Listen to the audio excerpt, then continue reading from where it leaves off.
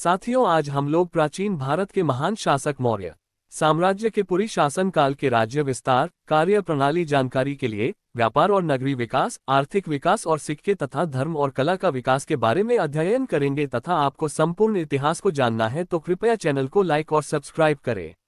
मौर्योत्तर काल। मौर्य साम्राज्य की लड़खड़ाती हुई दीवार ईसा पूर्व 100 में ढह गई और मौर्य साम्राज्य के अंत के साथ ही भारतीय इतिहास की राजनीतिक एकता कुछ समय के लिए खंडित हो गई।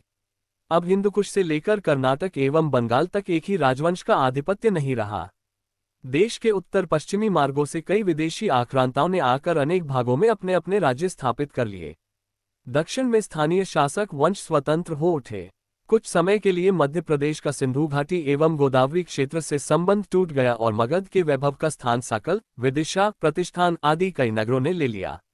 भारतीय धार्मिक एवं धर्मेतर साहित्य, विदेशी साहित्यक ग्रंथों, अभिलेखों, सिक्कों एवं अन्य पुरातात्विक खोजों के आधार पर इस काल के इतिहास की पुनर्रचना में सहायता मिलती है।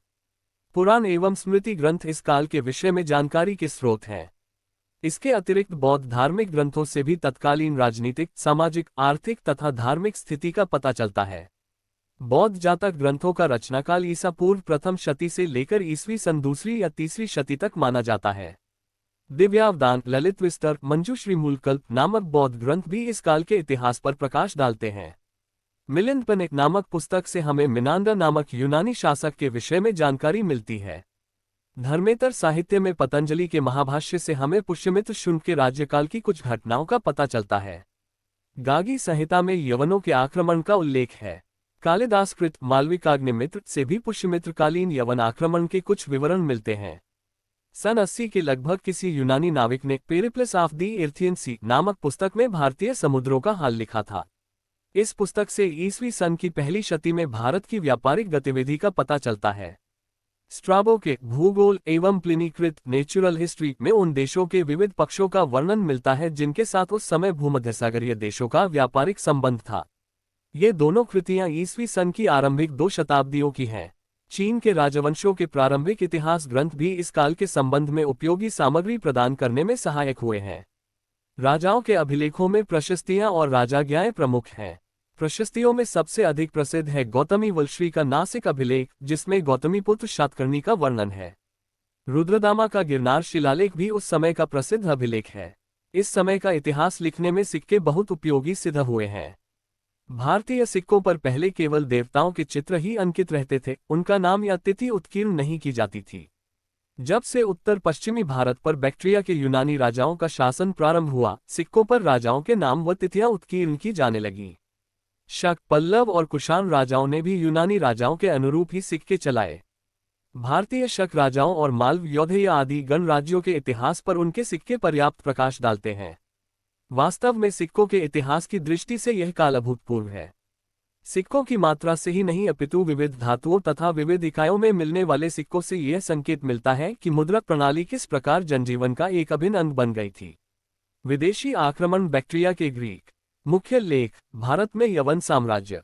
उत्तर पश्चिमी से विदेशियों के आक्रमण मौर्योत्तर काल की सबसे महत्वपूर्ण राजनीतिक घटना थी। इनमें सबसे पहले आक्रांता थे बैक्ट्रिया के ग्रीक, जिन्हें पूर्ववर्ती भारतीय साहित्य में यवन के नाम से संबोधित किया गया है। सिकंदर ने अपने पीछे एक विशाल साम्राज्य छोड़ा था जिसमें Macedonia, Syria, Bactria, Parthia, Afghanistan एवं उत्तर पश्चिमी भारत के कुछ भाग सम्मिलित थे। इस साम्राज्य का काफी बड़ा भाग सिकंदर के बाद सेल्यूकस के अधीन रहा। यद्यपि अफगानिस्तान एवं भारत के उत्तर पश्चिम के भाग उसे चंद्रगुप्त मौर्य को समर्पित कर देने पड़े थे। सेल्यूकस एवं उसके तुरंत बाद के अधिकारी कुशल शासक थे, किंतु उनके परवर्ती शासकों के अधीन साम्राज्य का विघटन प्रारंभ हो गया। लगभग ईसा पूर्व 250 में बैक्ट्रिया के गवर्नर डियोडोट्स एवं पार्थिया के गवर्नर ओरेक्सिस ने अपने आप को स्वतंत्र घोषित कर दिया। बैक्ट्रिया के दूसरे राजा डियोडोट्स द्वितीय ने अपने देश सेल्यूकस के साम्राज्य से पुनर्तः अलग कर लिया। हिंद पार्थियन। मुख्य लेख, पहलव। ईसा पूर्व पहली शती के अंत में पार्थियन नामों वाले कुछ शासक उत्तर पश्चिम भारत पर शासन कर रहे थे, जिन्हें भारतीय स्रोतों में पहलव कहा गया है। पार्थिया ने भी बैक्ट्रिया के साथ ही स्वयं को यूनानी शासन से स्वतंत्र किया था और सेल्यूकस वंशीय शासक एंटियोकस तृतीय को इसकी स्वतंत्रता को भी मान्यता देनी पड़ी थी। शक। मुख्य लेख, शक साम्राज्य। लगभग ईसा पूर्व 165 में ये कबीला यूची नामक एक अन्य कबीले के द्वारा मध्य एशिया से खदेड़ दिया गया था। इसने आगे बढ़ते हुए बैक्ट्रिया, पार्थिया आदि पर आक्रमण किया, फिर और आगे बढ़कर हिंद पार्थियन राजाओं से युद्ध किया। भारत में शक राजा अपने आप को क्षत्रप कहते थे। शक शासकों की भारत में दो शाखाएं हो गई थीं। एक उत्तरी क्षत्रप कहलाते थे जो तक्षशिला एवं मथुरा में थे, और दूसरे पश्चिमी क्षत्रप कहलाते थे जो नासिक एवं उज्जैन के थे। पश्चिमी क्षत्रप अधिक प्रसिद्ध थे। इस वंश का अंतिम राजा रुद्रसेन तृतीय था। चंद्रगुप्त विक्रमादित्य ने उसे मारकर पश्चिमी क्षत्रपों के राज्य को गुप्त साम्राज्य में मिला लिया। कुषाण। मुख्य लेख: कुषाण वंश। मौर्योत्तरकालीन विदेशी आक्रमणों की श्रृंखला में यूची अत्यंत महत्वपूर्ण है। लगभग ईसा पूर्व 165 में इसके पड़ोसी कबीले हिंगनू ने यूचियों के नेता को मारकर उन्हें पश्चिमी चीन का क्षेत्र छोड़ने पर विवश कर दिया था। इसी क्षेत्र में ये कबीला दो शाखाओं में विभक्त हो गया। कनिष्क यूची जो तिब्बत की ओर चले गए, ज्येष्ठ यूची जो पश्चिम की ओर बढ़े और उन्होंने बैक्ट्रिया, पार्थिया आदि के शासकों को पराजित किया। दक्षिण में मौर्योत्तर राज्य। उत्तरी भारत के समान दक्षिण में भी मौर्य साम्राज्य के अंत के बाद नए राज्यों का उदय हुआ। ईसा पूर्व प्रथम शताब्दी के मध्य में कलिंग राज्य अपने राजा खारबेल के नेतृत्व में शक्तिशाली हो गया। इसी समय उत्तर पश्चिम दक्षिण के सातवाहन राज्य का उदय हुआ। आंध्र सातवाहन वंश। वाकाटक साम्राज्य। राज्य व्यवस्था एवं प्रशासन। ईसा पूर्व शताब्दी से लेकर ईसा की तृतीय शताब्दी तक का भारत का राजनीतिक इतिहास परस्पर संघर्षरत शासकों एवं विदेशी आक्रांताओं का एक अव्यवस्थापूर्ण चित्र उपस्थित करता है। मौर्योत्तर काल में अधिकतर राज्य छोटे छोटे थे। यद्यपि उत्तर में कुषाणों एवं दक्षिण में सातवाहनों ने काफी विस्तृत प्रदेशों पर राज्य किया, किंतु फिर भी न तो सातवाहन के और न कुषाणों के राजनीतिक संगठन में ही वह केंद्रीकरण था जो मौर्य प्रशासन की विशेषता थी। इन दोनों ही राजवंशों के शासकों ने कई छोटे छोटे राजाओं से सामंती संबंध स्थापित किए थे।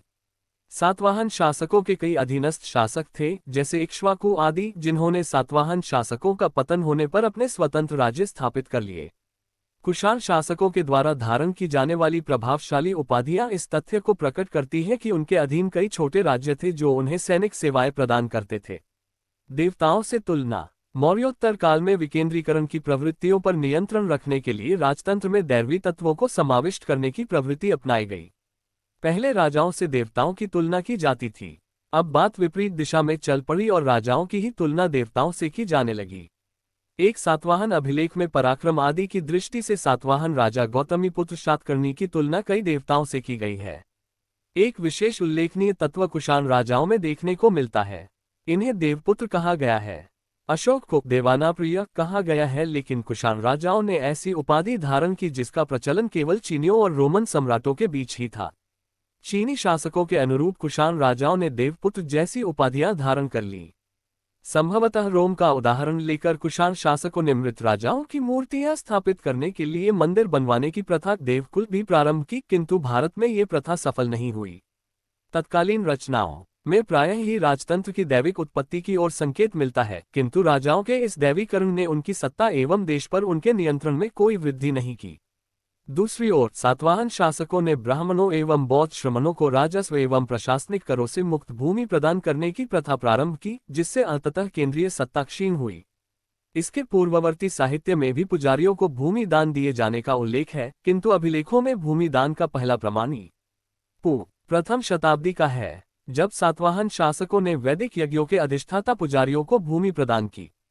प्रारंभ में तो ये दान केवल कर मुक्त ही होते थे, किंतु धीरे धीरे दान की गई भूमि पर राजाओं ने प्रशासनिक नियंत्रण हटाकर इसे दानग्रहीता को ही समर्पित करना प्रारंभ कर दिया। इस आशय का अभिलेख गौतमीपुत्र शातकर्णी के अभिलेखों में मिलता है। उदाहरण स्वरूप दिए गए ऐसे ग्राम एक प्रकार से राज्य के भीतर ही अर्धस्वतंत्र क्षेत्र बन गए। फलतः ग्रामीण क्षेत्रों से राजा का नियंत्रण धीरे धीरे कम होता गया। भारतीय यूनानियों तथा उनके विदेशी उत्तराधिकारियों द्वारा शासित क्षेत्रों में मौर्य शासन व्यवस्था के चिन्ह दिखाई नहीं देते। शकों तथा पार्थियन शासकों ने संयुक्त शासन का चलन प्रारंभ किया, जिसमें युवराज सत्ता के उपभोग में राजा का बराबरी का सहयोगी होता था। शक और कुषाण लोग पार्थियनों के माध्यम से अखामनी राजवंश की क्षत्रिय प्रणाली भी इस देश में ले आए। कुषाणों ने प्रांतों में द्वैध शासकत्व की विचित्र प्रणाली का भी प्रचलन किया। व्यापार एवं नगर। आर्थिक रूप से इस काल का एक उज्ज्वल पक्ष है वाणिज्य व्यापार का विकास एवं उन्नति।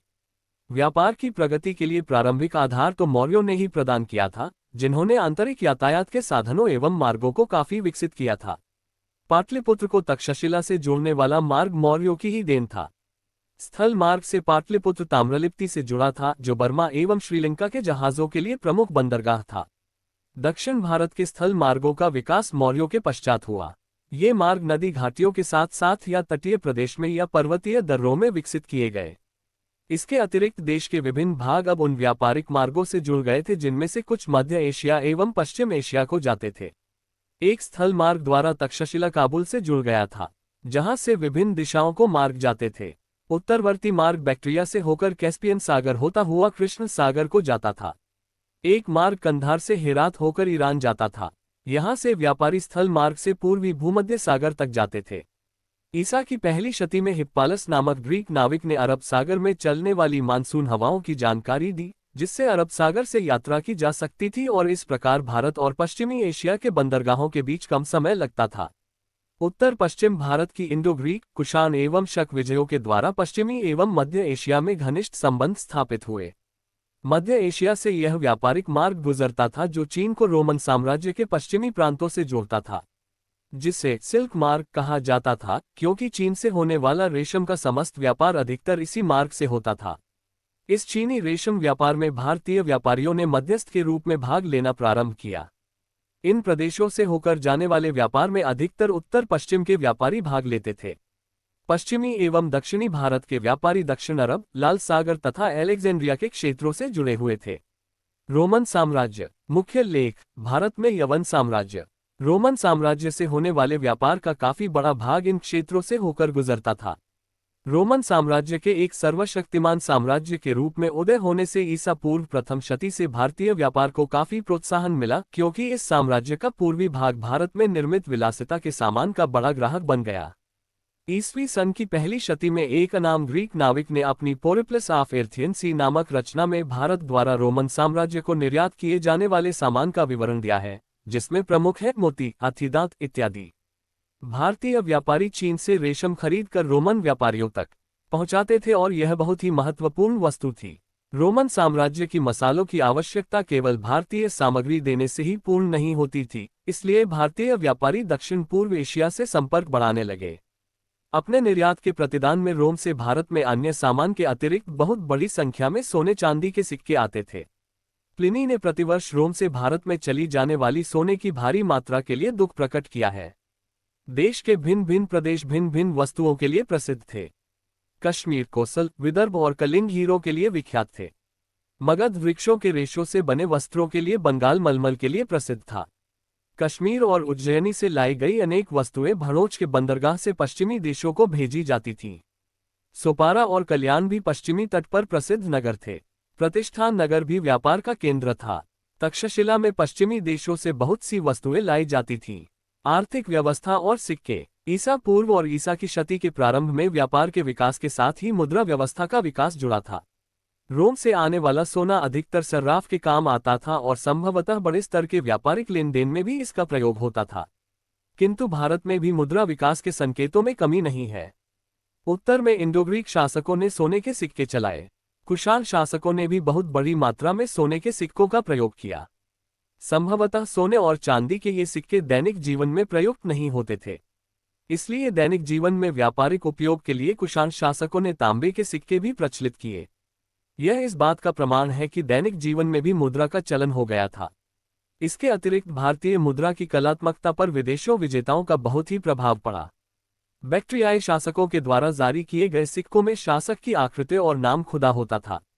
इन आकृतियों एवं चिन्हों जैसे देवताओं के चित्रों में कलात्मकता का वह स्तर है जो भारतीय सिक्कों ने अब तक प्राप्त नहीं किया था। मौर्य काल के अंत तक सिक्कों पर केवल कोई चिन्ह अंकित होता था। उन पर चिन्ह कोई भी हो किंतु शासकों के नाम आदि नहीं होते थे।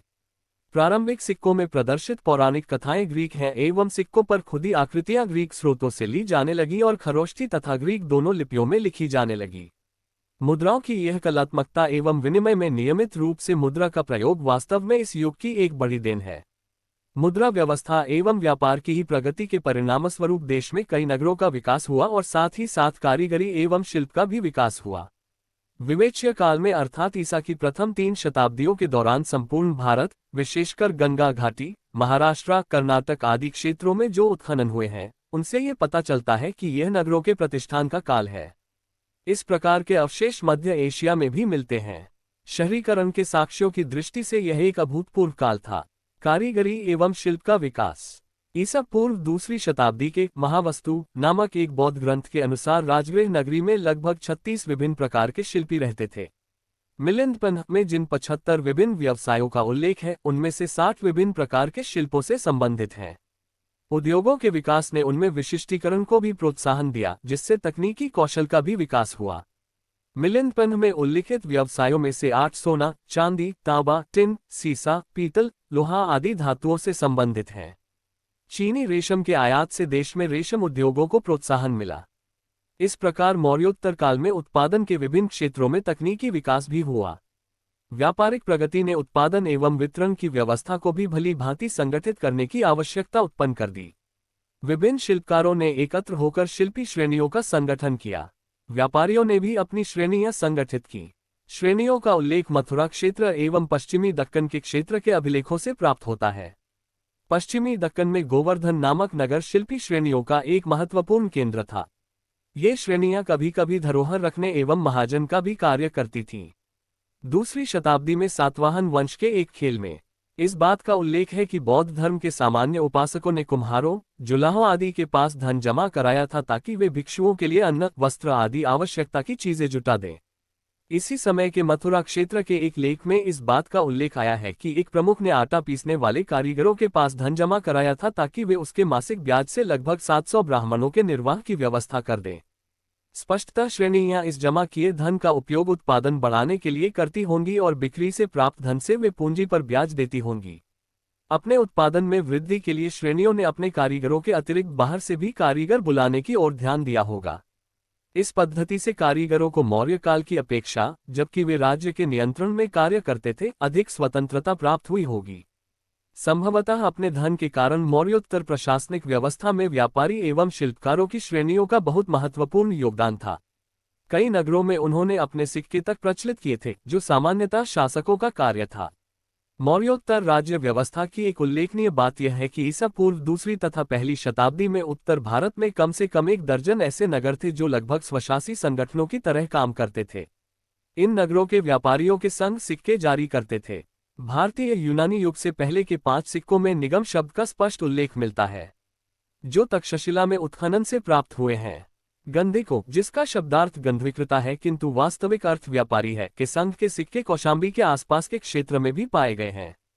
त्रिपुरा, महिष्मती, विदिशा, एरन, माध्यमिका, वाराणसी आदि नगरों के नामों का उल्लेख भी उनकी ताम्र मुद्राओं में हुआ है। ईसवी सन की 2 शताब्दियों के दौरान जब सातवाहनों तथा कुषाणों ने अपने राज्य स्थापित किए, तब इन नगरों का स्वायत्त स्वरूप समाप्त हो गया। किंतु शासकों को व्यापारियों के निगमों का, जिन्हें निगम सभा कहा जाता था, ध्यान रखना पड़ता था। श्रेणियों की सदस्यता कारीगरों आदि को समाज में प्रतिष्ठा का स्थान एवं सुरक्षा प्रदान करती थी। प्रत्येक श्रेणी का अपना तमगा, पताका एवं मुहर होती थी। अपने विज्ञापन का सर्वोत्तम ढंग था धार्मिक आधार पर उदारतापूर्वक धनदान। अतः जुलाहे, स्वर्णकार आदि सभी की श्रेणियों के द्वारा बौद्ध भिक्षुओं को गुफाओं, स्तंभों आदि के दान का उल्लेख प्राप्त होता है। समाज और धर्म। इस समय में भी कारीगर आदि अधिकतर शूद्र वर्ण से ही आते थे, किंतु उनके धन एवं प्रतिष्ठा में अब वृद्धि हो गई थी। मौर्य काल में समस्त आर्थिक कार्यवाहियों पर राज्य का नियंत्रण था, किंतु इस साम्राज्य के पतन के साथ ही वह नियंत्रण भी समाप्त हो गया और शिल्पियों आदि को कुछ वैयक्तिक स्वतंत्रता प्राप्त हो गई। वैश्यों एवं शूद्रों के बीच का अंतर इस प्रकार कुछ कम हो गया, किंतु फिर भी मनु ने शूद्रों के लिए बड़े कठोर नियम रखे। मनु के अनुसार शूद्रों का कार्य 3 उच्चतर वर्णों की सेवा करना था, अतः उन पर आक्रमण करने के अपराध की सजाएं शूद्रों के लिए बहुत ही कठोर थीं। शूद्र वर्ग में इस कठोरता के कारण बहुत ही असंतोष था। इसमें आश्चर्य नहीं कि वर्ण व्यवस्था को मान्यता न देने वाले विदेशी शासकों के अधीन जो शूद्र थे, वे ब्राह्मणों के विरुद्ध हो गए थे। मनुस्मृति में शूद्रों की वैरभावपूर्ण कार्यवाहियों के विरुद्ध कई सुरक्षा उपायों का उल्लेख है। मनु की प्रतिक्रिया वास्तव में उस काल की परिस्थितियों में घोर ब्राह्मण कट्टरता की प्रतिक्रिया है। इस काल में वर्ण पर आधारित परंपरागत समाज व्यवस्था को विदेशियों के आक्रमण से भी खतरा उत्पन्न हो गया था। भारत में यवन, शक, कुषाण आदि विदेशी शासकों की उपस्थिति, जिनके पास राजनीतिक एवं आर्थिक शक्ति थी, वर्ण व्यवस्था के लिए संकट उत्पन्न कर रही थी। ब्राह्मण उन्हें मलच कहकर उनकी उपेक्षा नहीं कर सकते थे, उनके साथ समझौता करना ही था। इस कारण स्मृतिकारों ने उन्हें कौशल से निम्न कोटि के क्षत्रिय की उपाधि प्रदान कर दी। इस प्रकार प्रत्यक्षतः धर्म ने विदेशियों एवं अनार्यों के आर्यीकरण में महत्वपूर्ण भूमिका निभाई थी। वर्ण संकरता। यद्यपि मनु कट्टर ब्राह्मणवादी थे, किंतु उनकी स्मृति में जिन लगभग 60 वर्ण संकरों का उल्लेख है, उससे स्पष्ट होता है कि वह पर्याप्त यथार्थवादी भी थे। विदेशी लोगों के आगमन से जो एक सामाजिक तनाव उत्पन्न हुआ, उसका एक प्रायोगिक समाधान वर्ण संकर की परिकल्पना में ही दृष्टिगोचर होता है। सामाजिक तनाव का एक पक्ष वह भी था जो पुराणों में कलियुग के चित्रण में झलकता है। हाल के अध्ययनों में इन वर्णनों को ईसा की आरंभिक 3-4 शताब्दियों में रखा गया है। इस तनावपूर्ण स्थिति का मुख्य अंग मुख्य उत्पादक वर्गों यथा वैश्यों एवं शूद्रों द्वारा विरोध की भावना को प्रकट करना था। मनु ने तो यहाँ तक कहा है कि जब तक इन लोगों को डंडे के बल से दबाया नहीं जाएगा, काल चलेगा ही नहीं। ऐसा प्रतीत होता है कि विद्रोह का एक महत्वपूर्ण रूप राजकरों का न देना था। स्पष्टतः इससे समाज में एक तनाव की स्थिति हो गई होगी। हो सकता है कि इस स्थिति से निपटने के लिए ही राजाओं ने भूमिदान की प्रथा को प्रोत्साहन दिया, क्योंकि कालांतर में इसके माध्यम से कर एकत्र का उत्तरदायित्व स्थानीय बिचौलियों का हो गया, जिन्हें पुलिस अधिकार भी प्राप्त थे। जहां तक विदेशियों के एकीकरण का सवाल है, वर्णसंकर की परिकल्पना के अतिरिक्त धर्म का भी आश्रय लिया गया। विभिन्न धर्मों में एक प्रकार की होड़ हो गई कि वे किस प्रकार इन विदेशी शासकों का समर्थन प्राप्त करते हैं। पारंपरिक ब्राह्मण धर्म का रूपांतरण हो रहा था। भक्ति भावना के पुट का उदय इस काल में विशेष रूप से हुआ। वैष्णव, शैव एवं सभी धर्मों ने अपने द्वार विदेशियों के लिए भी खोल दिए। मनुस्मृति में कहा गया है कि पवित्र धार्मिक संस्कारों तथा ब्राह्मणों की अवहेलना करने के कारण ही यवन, शक, वैष्णव धर्म ने इन जनजातियों को ब्राह्मणधर्मी सामाजिक व्यवस्था के अंतर्गत समाविष्ट एवं समायोजित करने के लिए एक प्रबल साधन प्रदान किया। ईसा पूर्व तथा ईसवी सन की प्रारंभिक शताब्दियों में विदेशी जातियों ने वैष्णव एवं शैव देवताओं को समर्थन दिया। बेसनगर का अभिलेख यवन राजदूत हेलियोडोरस का वर्णन भागवत के रूप में करता है, जिसने भगवान वसुदेव को गरुड़ध्वज प्रदान किया था। महाक्षत्रप शोडास के समय एक अन्य अभिलेख में भगवत वसुदेव के मंदिर के प्रवेश द्वार तथा वेदिकाओं के निर्माण का उल्लेख है। कुषाण राजा भी वैष्णव शैव प्रभाव से अछूते नहीं थे। उनमें से एक ने भगवान का नाम धारण किया था। हुविश की एक सुवर्ण मुद्रा पर एक देवता अपने हाथ में चक्र और दूसरे में ऊर्ध्वलिंग लिए चित्रित किया गया है, जिससे अनुमान किया गया है कि यह समन्वित देवता हरिहर की प्रतिमा का पूर्ण रूप है। विदेशी शासकों के द्वारा बौद्ध धर्म अपनाए जाने से भी उनका भारतीय व्यवस्था में समावेश आसान हो गया, क्योंकि इससे जाति, वर्ण आदि से संबद्ध कोई समस्या उठने की संभावना नहीं है। बहुत से विदेशी शासकों ने बौद्ध धर्म को प्रश्रय दिया। इंडो ग्रीक शासकों ने अपने सिक्कों पर बौद्ध चिन्ह अंकित किए और कुषाणों ने भी बौद्ध प्रतिष्ठान को बहुत दान दिया। विशेषकर कनिष्क का बौद्ध धर्म के प्रति योगदान विशेष रूप से उल्लेखनीय है। उसके समय में कई बौद्ध धर्म प्रचारक विदेशों में भेजे गए और बौद्ध धर्म विभिन्न देशों के संपर्क में आ गया। देश के भीतर बौद्ध धर्म को संपन्न व्यापारी वर्गों के द्वारा समर्थन प्राप्त हुआ। इस समय के अनेक विहार आदि व्यापारियों के अनुदान के ही परिणाम हैं। व्यापार के माध्यम से बौद्ध धर्म पश्चिमी एवं मध्य एशिया भी पहुंचा। देश के अधिकतर विहार व्यापारिक मार्गों या पश्चिमी तट के पर्वतीय दर्रों पर स्थित थे। बड़े बड़े अनुदानों के परिणामस्वरूप बौद्ध विहार धन के भंडार हो गए थे। भिक्षु भिक्षुणियों ने भी बौद्ध विहारों को दान दिया था। यह इस बात का स्पष्ट प्रमाण है कि वे अब इस प्रारंभिक बौद्ध नीति को नहीं मानते थे कि भिक्षु एवं भिक्षुणी को अपनी समस्त इहलौकिक वस्तुओं का परित्याग कर देना चाहिए। अतः बौद्ध धर्म के स्वरूप में परिवर्तन अनिवार्य हो गया था। महायान बौद्ध धर्म का उदय। मुख्य लेख: महायान बौद्ध धर्म, बुद्धचरित एवं ललित विस्तृत। बुद्ध की मृत्यु के तुरंत बाद ही उनकी शिक्षाओं के तात्पर्य के संबंध में वाद विवाद प्रारंभ हो गया था और कई परिषदों द्वारा उस विवाद को सुलझाने की असफल चेष्टा की गई। कनिष्क के समय तक आते आते बौद्ध धर्म की 18 विभिन्न शाखाएं विद्यमान थीं। परंपरा के अनुसार कनिष्क के समय में चौथी बौद्ध संगीति में बौद्ध धर्म औपचारिक रूप से हीनयान एवं महायान नामक 2 शाखाओं में बढ़ गया। इस काल की यह विशेषता थी कि ज्ञान मार्ग अथवा कर्म मार्ग की अपेक्षा भक्ति मार्ग अधिक लोकप्रिय हो रहा था। बौद्ध धर्म में महायान संप्रदाय का उदय इस प्रवृत्ति का द्योतक है।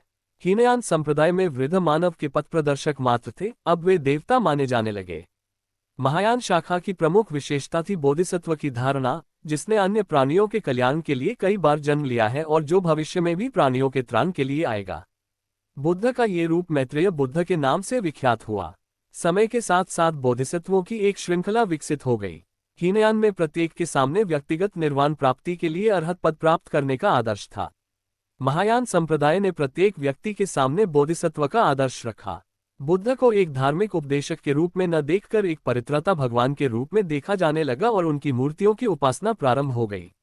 बुद्ध के जीवन चिन्हों की उपासना पूर्ववत चलती रही, किंतु अब उसका स्थान मूर्ति पूजा लेने लगी। बुद्ध को एक भगवान के रूप में देखा जाने लगा जिनसे उनके उपासक दया की आशा कर सकते थे। इस प्रकार महायान बौद्ध धर्म में भक्ति की धारणा का विकास हुआ। बुद्ध के दिव्य गुणों पर जोर देने के लिए इस काल में उनकी जीवन कथा फिर से लिखी गई। इस उद्देश्य से लिखी प्रारंभिक पुस्तकों में महावस्तु, ललित विस्तर और अश्वघोषकृत बुद्ध चरित्र का उल्लेख करना अनुचित न होगा।